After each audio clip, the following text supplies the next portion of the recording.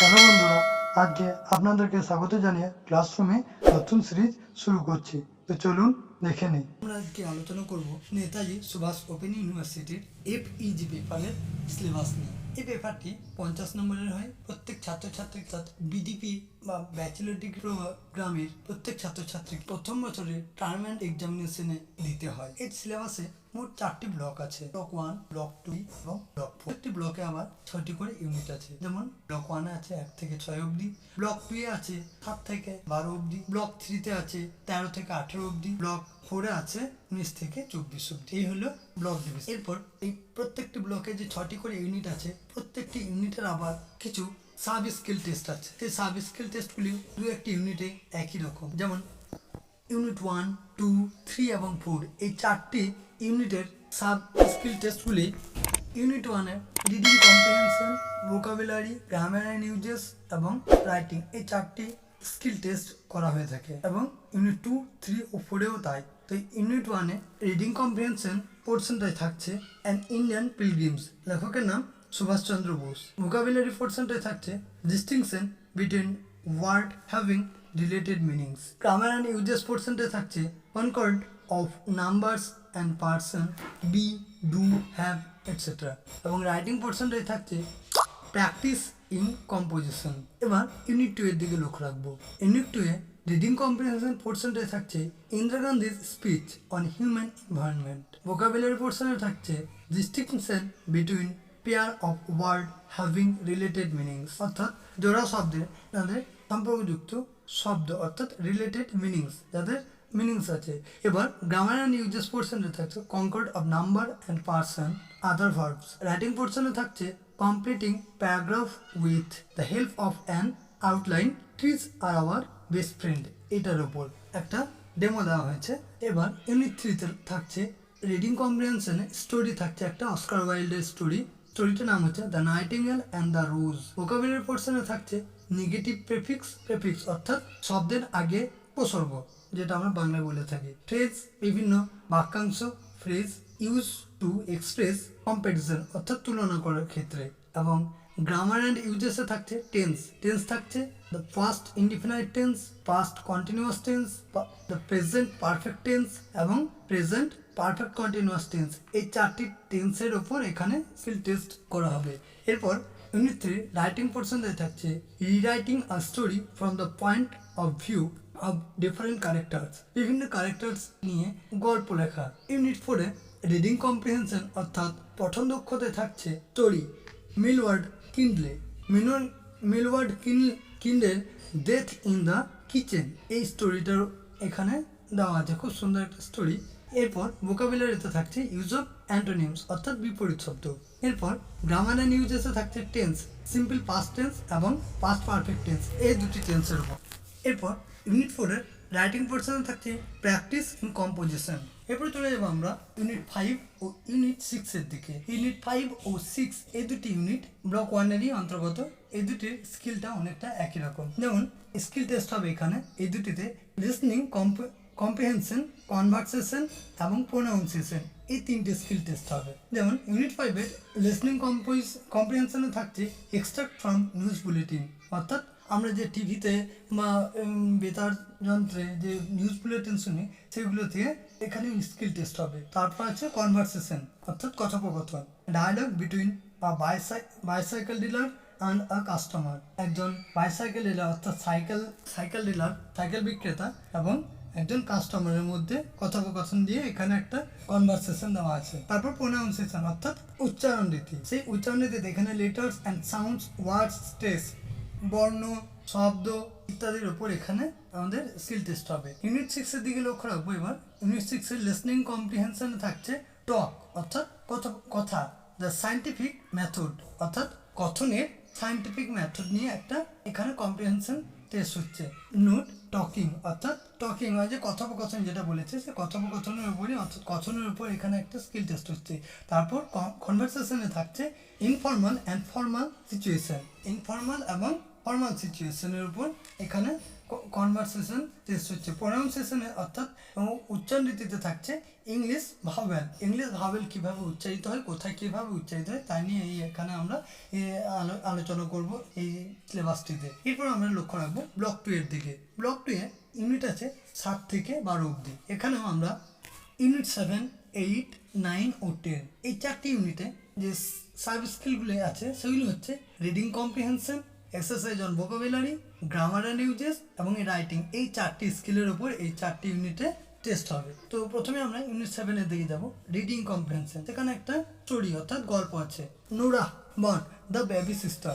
Exercise on vocabulary অর্থাৎ vocabulary পোর্শনটা আছে ইউজেস অফ সুটেবল ওয়ার্ডস, উপযুক্ত শব্দের ব্যবহার নিয়ে। তারপর গ্রামার অ্যান্ড ইউজেসে থাকছে use of the past perfect tense, এখানে পাস্ট পারফেক্ট টেন্সের ইউজ বা ব্যবহার দেখানো হয়েছে। রাইটিং পোর্শনটায় অর্থাৎ এখানটায় আছে rewriting a story with the help of different sentences, কিছু সেন্টেন্স দেওয়া থাকবে, সেই সেন্টেন্স থেকে কীভাবে আমরা একটা স্টোরি বা গল্প লিখতে পারবো সেটা এখানে দেখানো হয়েছে।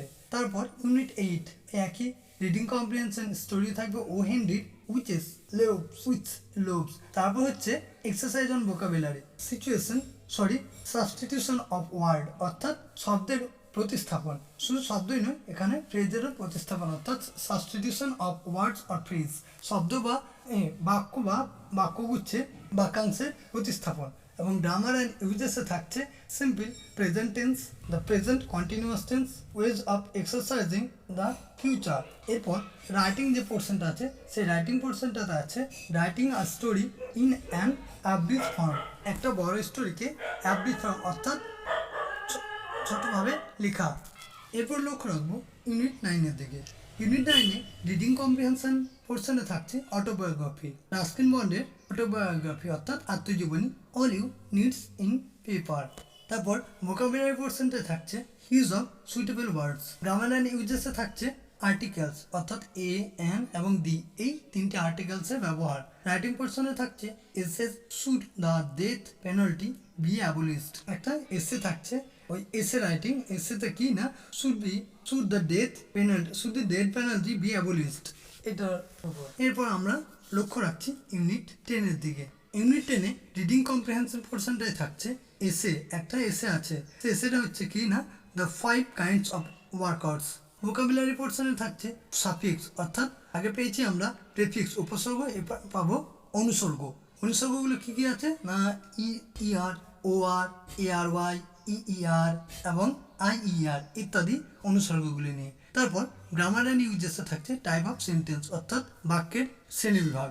রাইটিং পোর্শনে থাকছে এসে বেসড অন আ ডায়াগ্রাম, চিত্রলেখন অর্থাৎ একটা চিত্র থাকবে, সেই চিত্র থেকে আমরা কিভাবে একটা গল্প লিখতে পারি সেরকম। অর্থাৎ এখানে থাকছে ক্লাসিফিকেশন অফ ভার্টিব্রেটস অর্থাৎ মেরুদণ্ডীর শ্রেণীবিভাগ নিয়ে। এরপর ইউনিট 11 ও ইউনিট 12 এর দিকে যদি আমরা লক্ষ্য রাখি সেখানে দেখব লিসনিং কম্প্রিহেনশন, কনভারসেশন এবং প্রোনাউন্সিয়েশন, এই 3টি স্কিল আমাদের এখানে আলোচিত হয়েছে। এখানে প্রথমে ইউনিট 11 এর দিকে যদি লিসনিং কম্প্রিহেনশনের দিকে দেখি তাহলে দেখব এই lecture on burden of women in the village, এটার উপর লিসনিং কম্প্রিহেনশন অর্থাৎ শ্রুতি দক্ষতা টেস্ট হবে এই স্কিলটা। কনভারসেশন পোর্শনটা থাকছে a dialogue between 2 passengers on an railway train, একটা রেলগাড়ির ওপর 2টি প্যাসেঞ্জারের মধ্যে কথোপকথন নিয়ে এখানে একটা কনভারসেশন আছে। প্রোনাউন্সিয়েশন অর্থাৎ উচ্চারণ রীতিতে আছে ইংলিশ কনসোনেন্ট অর্থাৎ ব্যঞ্জন যে বর্ণগুলো আছে সেই ব্যঞ্জন বর্ণগুলি নিয়ে এখানে প্রোনাউন্সিয়েশন তাদের উচ্চারণ রীতি আলোচনা হয়েছে। এরপর ইউনিট 12 দেখবো আমরা লিসনিং কম্প্রিহেনশন অর্থাৎ শ্রুতি দক্ষতায় আছে এই টক অন ড্রিমস অর্থাৎ ড্রিম মানে হচ্ছে স্বপ্ন, এই স্বপ্ন নিয়ে কথোপকথন নিয়ে একটা এই লিসনিং টেস্ট অর্থাৎ শ্রবণ দক্ষতা আলোচিত হয়েছে এখানে। এরপর কনভারসেশন পোর্শনটাই ডায়ালগ আছে অর্থাৎ কথোপকথন আছে, talking about the dreams one had recently, একটা রিসেন্ট বা সম্প্রতি দেখা স্বপ্নের বর্ণনা নিয়ে একটা ডায়ালগ আছে। এরপর প্রোনাউন্সিয়েশন সেকশনটা আছে stress and rhythm, vowel, contrast ইত্যাদির ওপর আলোচনা। এরপর আমরা চলে যাব সরাসরি ব্লক 3 দিকে। ব্লক 3তেও তাই 6টি যে ইউনিট আছে সেই 6টি ইউনিটের মধ্যে ইউনিট 13, 14, 15 এবং 16 এই 4টি ইউনিটের যে সাব স্কিলগুলি আছে সেগুলি হচ্ছে reading comprehension, exercise on vocabulary, grammar and usages এবং রাইটিং। এই 4টি স্কিল টেস্ট, এই 4টি স্কিলের উপর আলোচনা আছে, ডিসকাশন আছে। এবার আমরা ইউনিট 13 দিকে চলে যাব। ইউনিট 13 আছে রিডিং কম্প্রিহেনশনের উপর ডিটেকটিভ স্টোরি। একটা ডিটেকটিভ স্টোরি আছে, কি না, আগাথা ক্রিস্টি তার লেখা ডিটেকটিভ স্টোরি। নামটি হচ্ছে the jewel robbery at the grand metropolitan. The jewel robbery at the grand metropolitan. এই যে ডিটেকটিভ স্টোরি আগাথা ক্রিস্টির লেখা, এটা এখানে রিডিং কম্প্রিহেনশন অর্থাৎ পঠন দক্ষতা আলোচিত হয়েছে, ডিসকাশন হয়েছে। এরপর এক্সারসাইজ অন ভোকাবুলারি পোর্শনটা আছে, কিছু এখানে কোনো কিছু দেওয়া নেই। এক্সারসাইজ অন ভোকাবুলারি পোর্শনে সেরকম কিছু এটা এই টেস্ট হচ্ছে না, ভোকাবুলারি টেস্ট হচ্ছে না, দেওয়া আছে যদিও সেখানে ব্ল্যাঙ্ক দেওয়া আছে। এরপর আমরা দেখবো গ্রামার অ্যান্ড ইউজেস পোর্শনটা। গ্রামার অ্যান্ড ইউজেস পোর্শনটা আছে কোশ্চেন প্যাটার্নস, কীরকম কোশ্চেন তোমাদের আসতে পারে বা কীরকম কোশ্চেন হয় সে নিয়ে এখানে আলোচনা হয়েছে এইসবগুলিতে। তারপর রাইটিং স্কিলটা আছে অর্থাৎ লিখন দক্ষতা আছে। Rewriting a story from the point of view of one of the characters, কোনো একটা ক্যারেক্টার্স নিয়ে তোমাদের স্টোরি বা গল্প লিখন আছে এখানে। তারপর ইউনিট 14 দিকে আমরা যদি লক্ষ্য রাখি, সেখানে দেখবে একটা অটোবায়োগ্রাফি, ভেদ মাতার autobiography, a world of four sense. Sense অর্থাৎ চেতনা, 4টি চেতনা, a world of four sense, 4টি চেতনার যে 4 চেতনার বিশ্ব, এই নিয়ে একটা অটোবায়োগ্রাফি অর্থাৎ আত্মজীবনী এখানে বর্ণিত হয়েছে। তারপর আমরা গ্রামার অ্যান্ড ইউজেসের দিকে যদি যাই, দেখবো এখানে prepositional phrase, participial phrase, phrasal verbs, relative clause ইত্যাদিগুলি এখানে আলোচিত হয়েছে।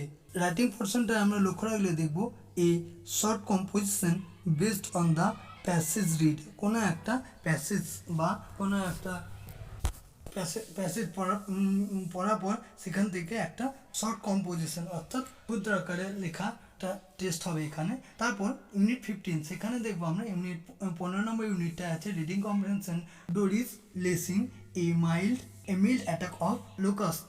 তারপর গ্রামার অ্যান্ড ইউজেস আছে অ্যাডভার্বিয়াল ক্লজ। রাইটিং পোর্শনটা আছে descriptive composition based on passage read, ওই একই জিনিস, বর্ণনামূলক কম্পোজিশন। তারপর ইউনিট 16 থেকে যদি আমরা লক্ষ্য রাখি, সেখানে পাবো মিস্ট্রি স্টোরি। মিস্ট্রি স্টোরিতে থাকবে উইলিয়াম ক্যাথারের লেখা the affair at Grover station. Grammar and ইউজেসে থাকছে ডাইরেক্ট অ্যান্ড ইনডাইরেক্ট স্পিচ।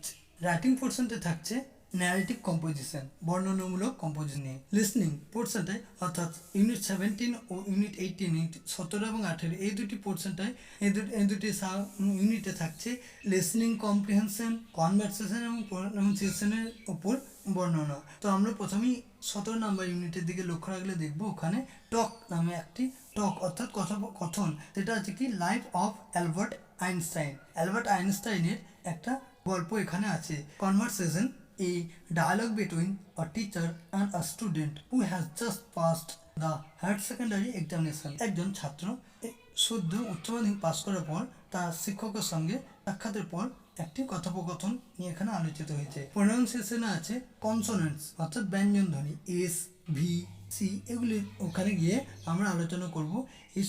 এই সমস্ত এইগুলোর আমরা কিভাবে ব্যবহার ও তার উদ্দেশ্য আমরা ওখানে আলোচনা করব, ভেতরে গেলে আমরা বুঝতে পারবো। ইউনিট 18 আছে লিসনিং কম্প্রিহেনশনের উপর। এখানে টক অর্থাৎ কথন আছে কানা অ্যান্টনি আর মাইকেলস এর লেখা science and politics. Science and politics Antony R Michaels এর লেখা।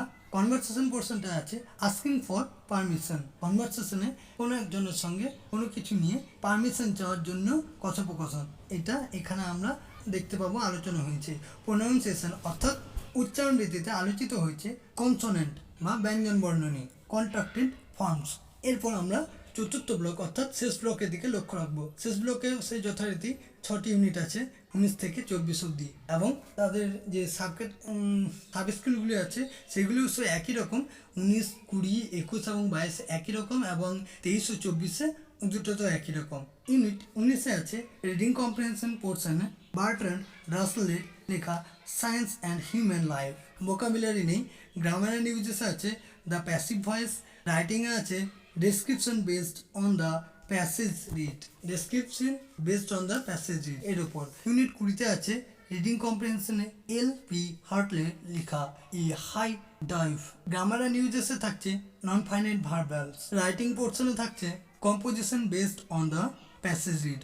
একই ব্যাপার, প্যাসেজ রিড অর্থাৎ কোনো একটা প্যাসেজ পড়ে সেখান থেকে কোনো কিছু কম্পোজিশন করা বা প্রস্তুত করা, কোনো একটা গল্প বা কোনো কিছু বা কোনো একটা স্টোরি বা কোনো একটা কবিতা ইত্যাদি কম্পোজিশন করা। এরপর ইউনিট 21-এ রিডিং কম্প্রিহেনশন থাকছে অ্যান্টন চিকোমসের লেখা দ্য বেট। গ্রামার অ্যান্ড ইউজেসে থাকছে মোডাল অক্সিলারিস এর ব্যবহার ও তাদের নিয়ে, এবং রাইটিং পোর্শনে থাকছে শর্ট এসে অর্থাৎ ছোট গল্প। ইউনিট 22-এর দিকে যদি আমরা লক্ষ্য রাখি দেখতে পাবো রিডিং কম্প্রিহেনশন পোর্শনে থাকছে জওহরলাল নেহরুর লেখা the voice of India.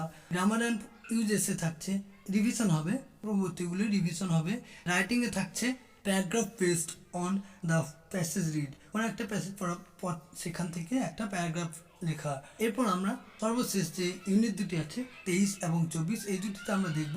Unit 23-এ আছে লিসেনিং কম্প্রিহেনশনে জওহরলাল নেহরু লেখা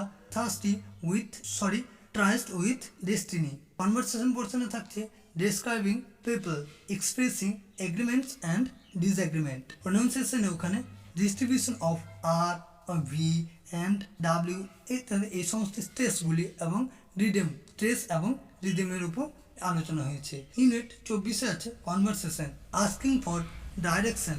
এখানে নির্দেশনা giving direction, invitation, accepting and decline invitation, অর্থাৎ আমন্ত্রণ গ্রহণ এবং আমন্ত্রণ প্রত্যাখ্যান ইত্যাদির উপর কনভারসেশন। কোনো কিছু ডাইরেকশন দিলে সেই আমন্ত্রণ গ্রহণ এবং আমন্ত্রণ প্রত্যাখ্যান ইত্যাদির উপর এখানে আলোচিত হয়েছে। প্রোনাউন্সিয়েশন থাকছে ইনোটেশন, ইন্টোনেশন অর্থাৎ স্বরের ভঙ্গি, অর্থাৎ আমরা যে কথাগুলো বলি কোন শব্দের উচ্চারণ কীভাবে করব বা কীভাবে আমরা বলবো সেই সমস্ত নিয়ে এখানে আলোচিত হয়েছে। তো বন্ধুরা, এই ছিল আমাদের আজকের আয়োজন। যদি ভিডিওটি একটু ভালো লেগে থাকে তাহলে চ্যানেলটি অবশ্যই সাবস্ক্রাইব করে রাখবেন এবং শেষে একটি লাইক দিয়ে যাবেন। আর যদি কোনো মন্তব্য থাকে তাহলে কমেন্ট বক্সে কমেন্ট করে জানাতে ভুলবেন না কিন্তু। ধন্যবাদ।